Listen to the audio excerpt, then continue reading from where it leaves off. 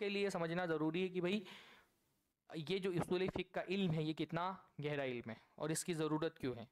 ख़ास तौर पे वो तलबा जैसे आम आवाम है, ठीक है, उनको नहीं सीखना कोई मसला नहीं, पर वो तलबा जो इल्म में महारत हासिल कर रहे हैं उनके हाथ पैर बांधने के लिए उसूल फ़िक़्ह बहुत ज़रूरी है। बाज़ मरतबा ऐसा होता है ना कि इंसान हदीस पढ़ रहा है, हदीस पढ़ रहा है, अब वो इस्तेदलाल भी करने लगता है हदीस पढ़ने के साथ साथ।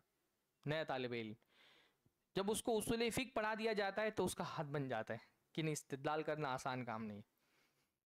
समझ रहे मैं क्या बोल रहा हूँ? माशाल्लाह आप लोग एक दर्जा क्योंकि आगे जा चुके हैं, आप प्रो लेवल तलबा है ना, तो जो तलबा प्रो लेवल होते हैं उनको उसूल फ़िक़्ह पढ़ाना चाहिए ताकि वो फतवे की लाइन में ना चले जाएं।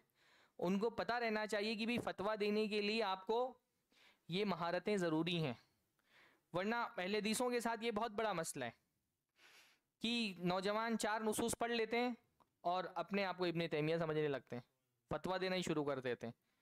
तो फतवा देने से रोकने के लिए बहुत ज़रूरी है कि आपको उसूल फ़िक़्ह पढ़ाया जाए, और उसूल फ़िक़्ह आपने नहीं पढ़ा है तो आप वही बोलेंगे मकरूह मतलब डबल हराम।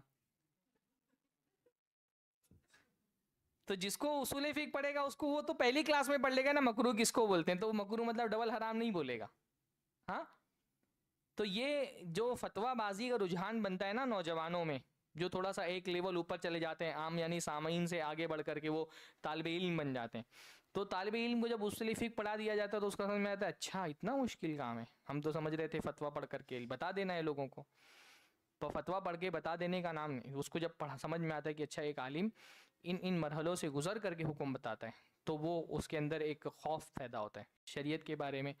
इसीलिए आलिम क्यों डरता है हुक्म लगाते हुए, कि उसको पता है कि कहाँ कहाँ देखना है हुक्म लगाने से पहले, किन किन चीज़ों पे गौर करना है। जाहिल खट से क्यों बोल देता है, उसको पता ही नहीं किन चीज़ों पे गौर करना है। आलिम जब किसी चीज़ के बारे में कहता है ना कि ये हराम है या हलाल है तो उसको बहुत गौर करना पड़ता है।